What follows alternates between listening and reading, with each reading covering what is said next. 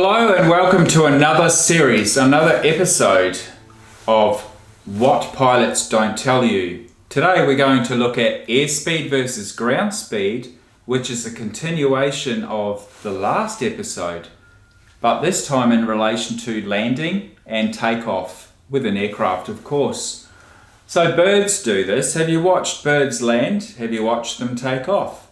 They generally do something you may not notice unless you're tuned in to what they're really up to when they're trying to fly. Birds are quite heavy and it takes a lot of energy to get off the ground, but once you're off the ground, it's pretty much straightforward, hopefully, but it's always harder to get off the ground.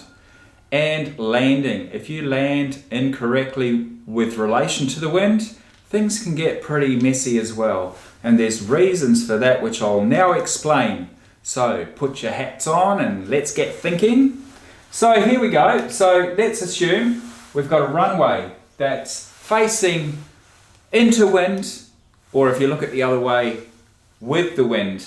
So we always try to land so that we're into wind. Landing into wind. Why? Maybe in the last episode you might already have worked this out. So into wind. We talked about last episode how we had 70 knots airspeed, let's call it AS, and with a headwind of 20 knots, so we're going to take that off, minus 20, our speed becomes 50 knots. Conversely, if we said we had 70 and we added the 20, we would have 90 knots. Now, landing at speed is not a good idea. It's more wear and tear on the aircraft, but more importantly, it means we need more runway to stop. It means we could actually run out of runway if the runway is too short for our final rollout. So we always want to land into the wind. In this case, we have, I don't know why I've drawn it that way. So let's assume, okay, this aircraft's landing, let's put some wind on the board, let's do it blue. So we've got always, let's have a windsock. And this windsock is pointing that way. Okay? So, crude drawings, I know. So the windsock means the wind is blowing this way. The wind is pushing along in that direction, down the runway. Which aircraft is landing correctly? Well, remember, with a tailwind, we're adding the speed to this aircraft. This aircraft will land at 90 knots. This aircraft has a headwind because the wind's that way, the aircraft's going that way. It's subtracting 20 from the 70, we end up with 50 knots. So if we're landing with 50 knots ground speed, okay, so that's the ground speed. This is the air speed, and that's the wind, or the effective air movement, if you like.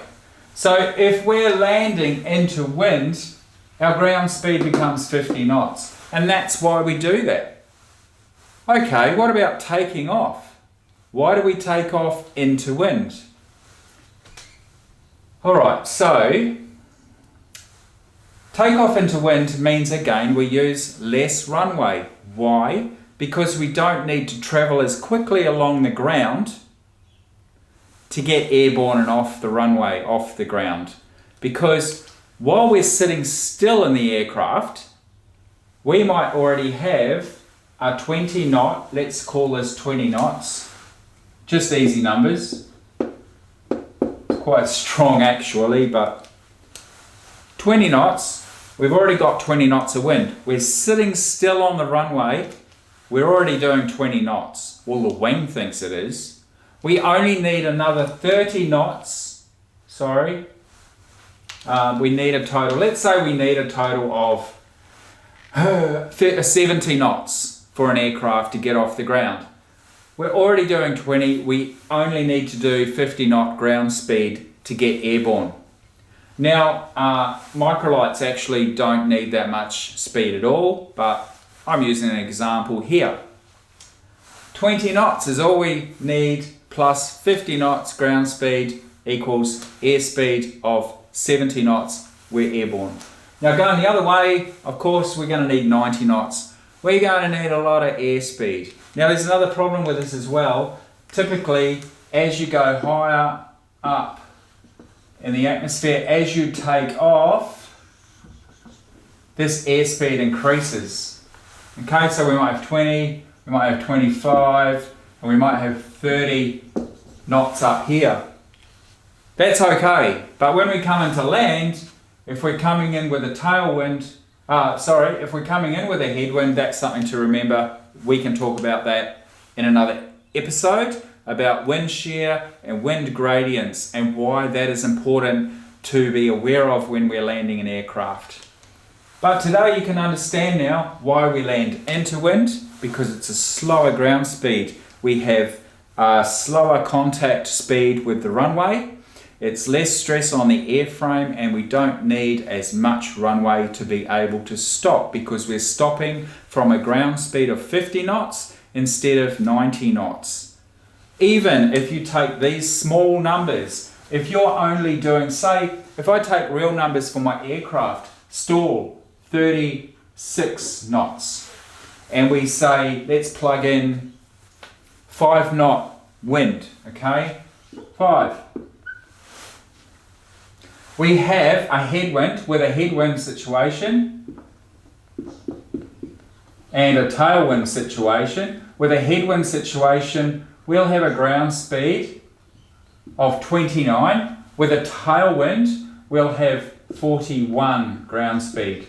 Look at the difference. 5 knots makes 12 knot difference between the two different options. 12 knots. That's a huge percentage of our actual airspeed. So consider that.